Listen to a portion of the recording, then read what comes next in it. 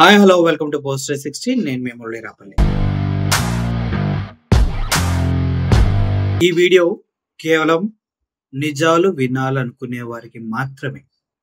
ఒకవేళ మాకు అబద్ధాలే కావాలి, మాకు నిజాలు అవసరం లేదు, అమరావతి స్పెషల్ గ్రాఫిక్సే కావాలి, అత్యద్భుతమైన జయమ జయమ చంద్రన్న భజనే కావాలంటే దయచేసి ఈ వీడియో మీకోసం కాదు, మీరు వెళ్ళిపోవచ్చు. అమరావతి రాజధాని అంటూ ఆల్రెడీ దానిపైన 30,000 కోట్లు అప్పు చేశారు. 30,000 కోట్లు అప్పు కూడా దేని గురించి చేశారో తెలుసా? మౌలిక వసతులు కల్పించటం కోసం ప్రజలకి. అది కూడా ప్రపంచ బ్యాంకు దగ్గర నుంచి తీసుకున్న అప్పు. అది 25 సంవత్సరాల్లో తిరిగి ఇవ్వాలి. లేని పక్షంలో వారికి షూరిటీ పెట్టిన బాండ్లు, కొన్ని ప్రాపర్టీస్ వెళ్ళిపోక తప్పదు. సో ఇప్పుడు మనం నిజాలు మాట్లాడుకుందాం. అమరావతి అనేది రాజధానికి అనుకూలం కాదు అంటూ గతంలో శ్రీకృష్ణ కమిటీ నివేదిక ఇచ్చిందా లేదా? First question. నెంబర్ 2, ప్రపంచ బ్యాంకు అమరావతిలో రాజధాని నిర్మాణానికి డబ్బులు ఇవ్వనంది అంటూ ఎంపీ నారాయణ చెప్పాడా లేదా? ఇక్కడ రాజధాని కట్టడానికి లేదు, ఈ రాజధానికి పనికిరాదని వరల్డ్ బ్యాంక్ కూడా యాక్చువల్గా వాళ్ళు నెగిటివ్గా ఇచ్చారు, ఇది పనికిరాదని. ప్రపంచంలో సీ కంటే కింద డౌన్లో ఉండే సిటీ నెదర్లాండ్స్. వాళ్ళదంతా కంప్లీట్గా వాటర్ అనే పోర్ట్లలో ఎక్కువ ట్రాన్స్పోర్ట్, మనుషులు బాగుంటుంది. ఆ కన్సల్టెంట్ పిలిచి అప్పుడు డిజైన్ చేయించాం. కన్సల్టెంట్ వాళ్ళే తీసుకున్నాం, ఎందుకంటే that is the best technology there is. అర్థమైంది కదా? అంటే ఇక్కడ 2 విషయాలు క్లియర్ అవుతున్నాయి. అమరావతి అనేది రాజధానికి నిర్మాణానికి అనువైన ప్రదేశం కాదు. నెంబర్ 2, అది గుర్తించినటువంటి ప్రపంచ బ్యాంకు ఫండ్స్ ఇవ్వనని చెప్పింది. 2, మొన్న వచ్చిన వరదల గురించి మనం మాట్లాడుకుంటే ఆ వరదల్లో అమరావతి అంతా మునిగిపోయిందా లేదా, అల్లకొల్లోలు అయ్యాయా లేదా? అంతెందుకు, ఇప్పుడు సచివాలయ భవనాలు అవి కొన్ని కోర్టుకు సంబంధించిన పునాదులు వేసి వదిలేశారు. ఇప్పుడు కేవలం ఆ పునాదుల పైన వచ్చిన వాటర్ని తీసివేయటానికి 72 లక్షలు ఖర్చు పెట్టి వాటర్ని బయటకు తోడిస్తున్నారా లేదా? అమరావతిలో తోడిస్తున్నారు కదా. సో మనం ఇన్ని విషయాలు మాట్లాడుకుంటున్నాం, మనకు అన్ని తెలుసని మనం అనుకుంటున్నాం, కానీ నిజాలు మనం ఇప్పుడు మాట్లాడుకుంటాం. అమరావతి రాజధాని కడటానికి ఎన్ని సంవత్సరాలు టైం పట్టిందని మీరు అనుకుంటూ ఉన్నారు? 5 సంవత్సరాల్లో రాజధాని కట్టేయగలరా? 10 సంవత్సరాలు, లేకపోతే 20 సంవత్సరాలు? అంతకన్నా ఎక్కువ పడుతుంది. ఒక రాజధానిని నిర్మించడం అంటే అంత ఈజీ కాదు, అంతకన్నా ఎక్కువ టైం పడుతుంది. దగ్గర 20 సంవత్సరాల వరకు ఒక రాజధాని నిర్మించడానికి పట్టే టైం.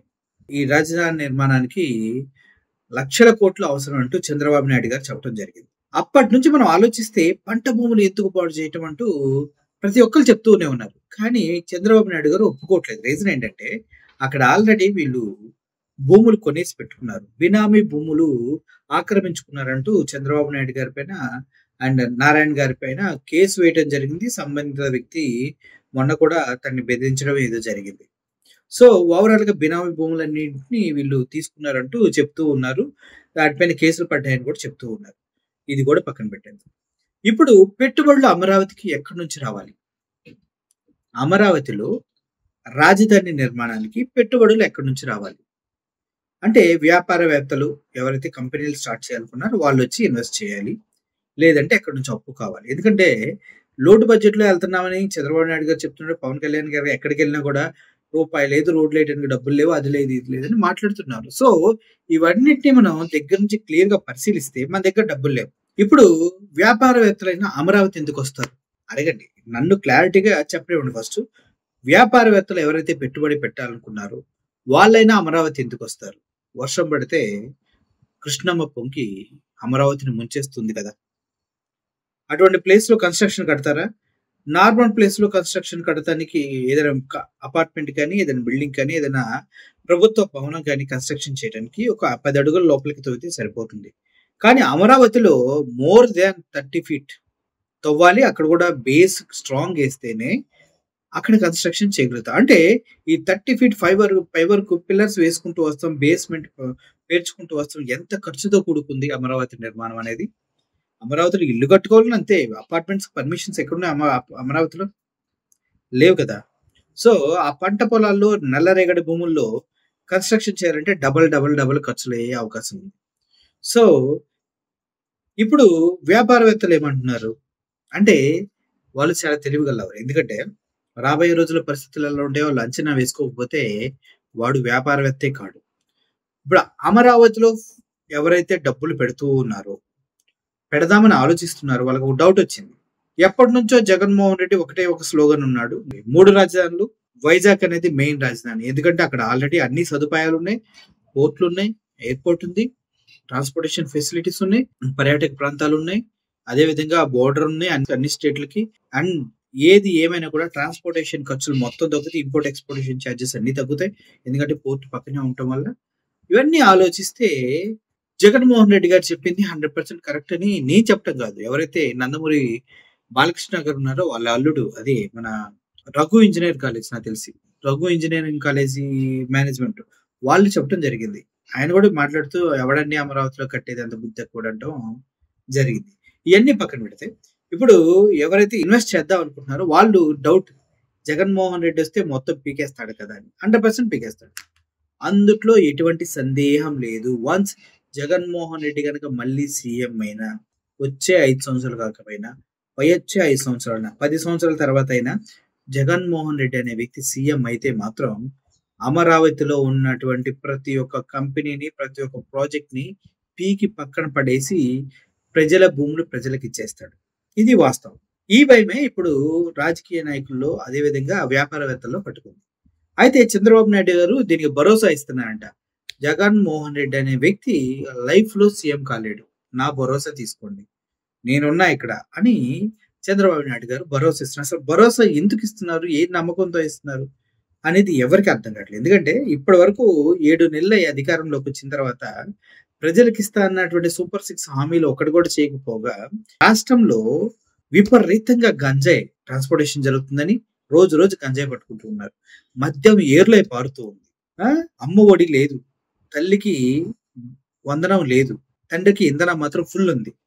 ఈ విధంగా ఆర్థిక వ్యవస్థలన్నీ చిన్న భిన్నం అయిపోయి రీసెంట్ గా ఈరోజు చూసుకున్నట్లయితే జిఎస్టి గణనీయంగా పడిపోయింది. 18 పాయింట్లు జిఎస్టి పడిపోయింది. -6 లో జిఎస్టి వసూలు అనేవి ఉన్నాయి ఆంధ్రప్రదేశ్ లో. అత్యంత దరిద్రమైన స్థితిలో ఆంధ్రప్రదేశ్ స్టేట్ ఉంది. ఇటువంటి సిచ్యువేషన్ లో టీడీపీకి నెక్స్ట్ మళ్ళీ ఓట్లేస్తారా జనాలు అనేది చాలా చాలా అనుమానం కలిగించేటటువంటి క్వశ్చన్. అయినప్పటికీ చంద్రబాబు నాయుడు ఫుల్ కాన్ఫిడెన్స్ తోటి చెప్తూ ఉన్నారంట, మీకేం ప్రాబ్లం లేదు, మీరు పెట్టుబడులు పెట్టండి, నేను చూసుకుంటాను. జగన్మోహన్ రెడ్డి అనే వ్యక్తి తన జీవితంలో సీఎం కాకుండా చూసుకునేటటువంటి సత్తా, దమ్ము, ధైర్యం నాకుంది అని చెప్తూ ఉన్నారంట. సార్ చంద్రబాబు నాయుడు గారు ఒకటే సూటికి వచ్చిన అమరావతిలో రాజధాని ఎన్ని సంవత్సరాలు కడతారు? ఎందుకంటే పోలవరం మీ హయాంలో 14 సంవత్సరాలు కడతాం చూస్తూనే ఉన్నాయి, ఇప్పటికీ కంప్లీట్ కాలేదు. ఓకే, రాజధాని గతంలో మీరు గెలిచినప్పుడు కూడా 5 సంవత్సరాల్లో మీరు కట్టింది ఒకటి 2 బిల్డింగ్స్, అవి కూడా వర్షానికి కారిపోతూ ఉన్నాయి. ఆ కన్స్ట్రక్షన్స్ కూడా తాత్కాలిక భవనాలు కూడా చండాలం అయినాయి. మరి మీరు రాజధాని ఎప్పుడు లోపు కడితే ప్రజలకి ఉపయోగం ఏంటి? నిజంగా జగన్మోహన్ రెడ్డి గెలవకుండా చేయగలిగే దమ్ము, ధైర్యం, సత్తా, స్తోమత అన్ని మీకుంటే పోయినసారి ఎందుకు చేయలేకపోయారు?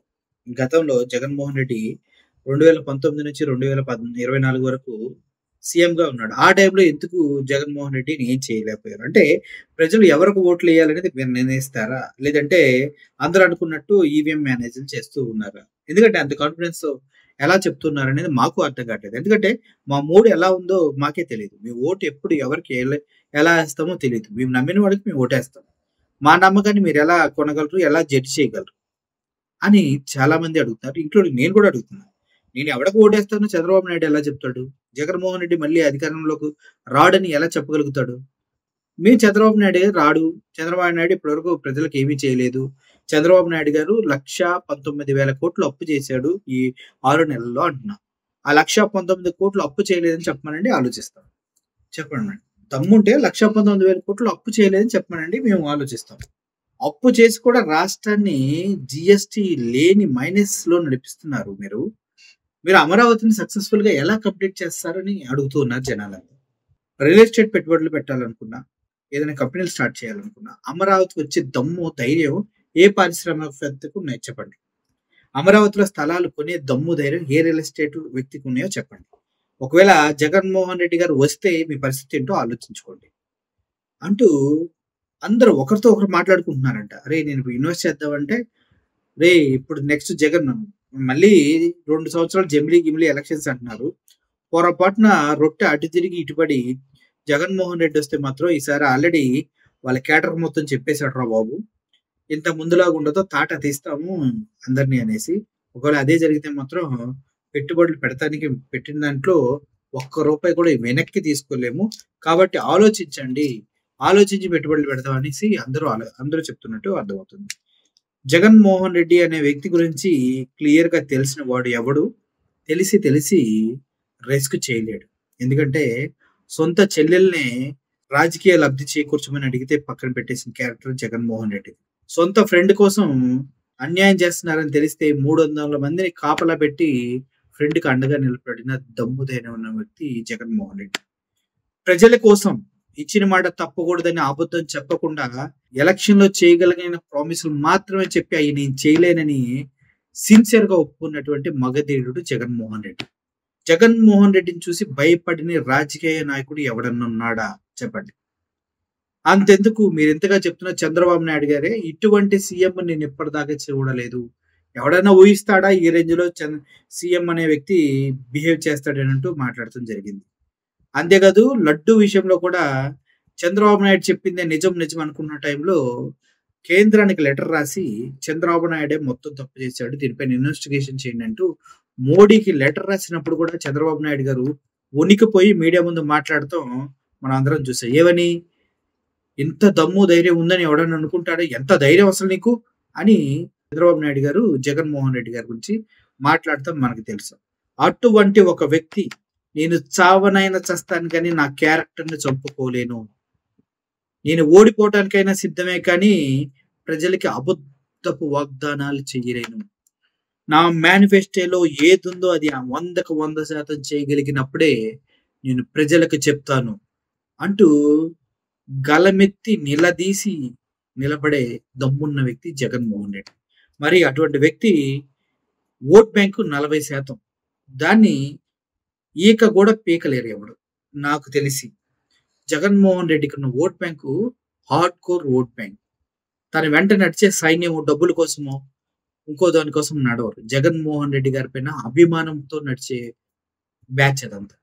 సోషల్ మీడియా పైన చాలా ఒత్తిళ్లు తీసుకొచ్చి ఎంతో మందిని అరెస్ట్ చేసినా కూడా పోరుబాట అనే ప్రోగ్రాం పెట్టి విద్యుత్ ఛార్జీల పైన రైతన్నులకు తోడుగా ఉందామంటే గల్లీ నుంచి ప్రతి పిల్లోడు రోడ్డు ఎక్కిన ఘటనలు మీకు తెలుసు.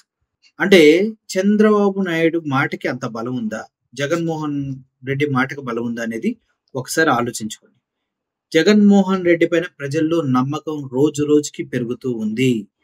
ఆ పెరిగిన నమ్మకం గనక ఓటుగా మారితే ఏ పార్టీ అయినా కూకటి వేళ్లతో సహా పీకి పడేయగలిగే శక్తి సామర్థ్యాలున్న ఏకైక వ్యక్తి జగన్మోహన్ రెడ్డి.